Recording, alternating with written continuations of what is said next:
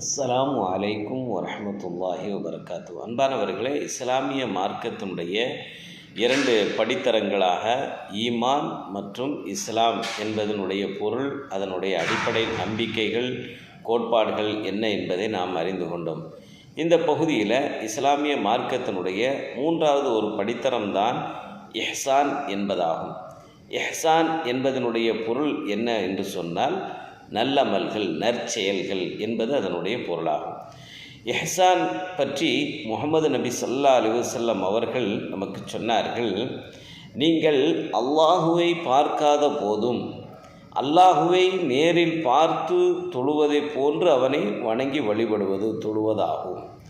நீங்கள் அவனை பார்க்காத போதிலும் அவன் மெய்யாகவே உண்மையாகவே உங்களை பார்த்து கொண்டு இருக்கிறான் என்று நம்புவதாகும்.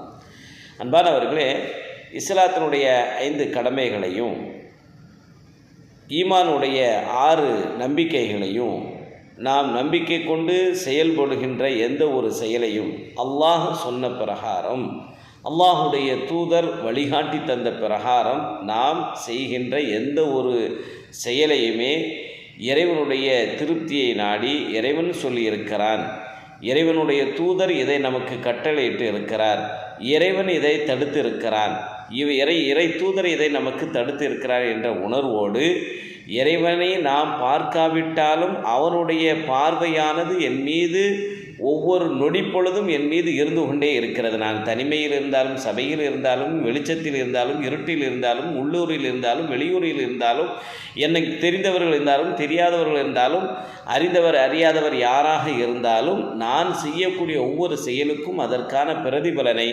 மக்களிடத்தில் விளம்பரத்தையோ, பேரையோ, புகழையோ, பாராட்டையோ, அவர்கள் நம்மை பார்க்கிறார் என்ற உணர்வு இல்லாமல், யார் என்னை பார்த்தாலும் பார்க்காவிட்டாலும் என்னுடைய செயலை பார்த்து கொண்டு இருக்கிறான் என் இறைவன், அவன் கட்டளையிட்டான் என்பதற்காக நான் இதை செய்கிறேன், அவன் தடுத்திருக்கிறான் என்பதற்காக நான் இதிலிருந்து விலகி இருக்கிறேன், இதற்கான பிரதிபலனை நான் இறைவனிடத்தில் எதிர்பார்க்கிறேன், மனிதர்களிடத்தில் அல்ல என்ற உணர்வோடு நாம் எந்த ஒரு செயலையும் செய்தால் அது இறைவனிடத்தில் அங்கீகரிக்கப்படக்கூடிய நற்செயலாகும். அதற்குத்தான் இறைவனிடத்தில் பிரதிபலன் இருக்குது.